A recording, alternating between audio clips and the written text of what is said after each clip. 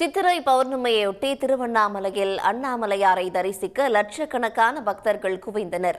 திரும்பும் திசையெங்கும் ஓம் நமச்சிவாய என்ற பக்தி முழக்கங்கள் எதிரொலித்தன.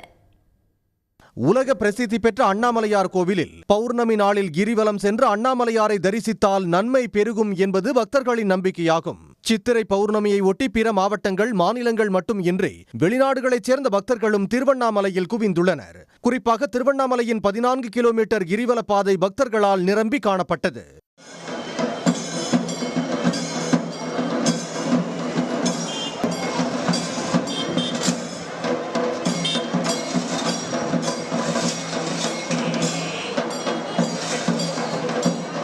நாங்கள் பெங்களூர்லேருந்து வரோம் சார். இது 3வது வருஷம் நாங்கள் இங்கே வரோம். ஸோ லாஸ்ட் 2 இயர்ஸாக நாங்கள் ஒரு மனசில் ஏதோ வேண்டிட்டு வரோம். ஸோ நெக்ஸ்ட் இயர் வரும்போது அது கம்ப்ளீட் ஆகுது.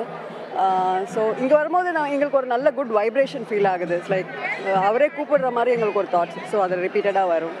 நீங்கள் வரீங்கன்னா நெக்ஸ்ட் இயர் இன்னும் கொஞ்சம் இம்ப்ரூவ்மெண்ட் ஆகிருக்கும்.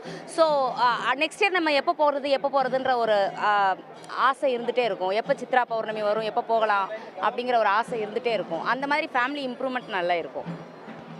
நானுமே போன வருஷம் எங்கள் ஹஸ்பண்ட்க்கு ஏதாவது ஆஃபிஷியலாக இம்ப்ரூவ்மெண்ட் ஆகணும்னு வேண்டியிருந்தேன். நான் இங்கே முடிச்சு போகணுன்னு உடனே ஆச்சு. நாங்கள் எல்லாருமே ட்ரீட் அண்ட் செலிப்ரேஷனும் பண்ணோம் அது.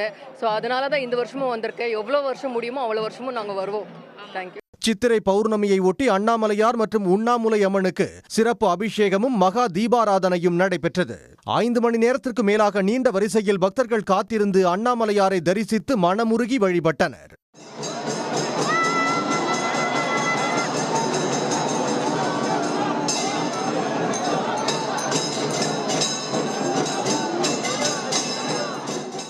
லட்சக்கணக்கான பக்தர்கள் விடிய விடிய கிரிவலம் சென்று வரும் நிலையில் 4200 போலீசார் பாதுகாப்பு பணியில் ஈடுபட்டுள்ளனர்.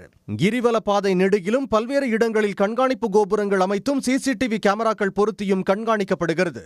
பக்தர்கள் வசதிக்காக பிற மாவட்டங்களில் இருந்து திருவண்ணாமலைக்கு 5000க்கும் மேற்பட்ட சிறப்பு பேருந்துகளும் இயக்கப்பட்டுள்ளன.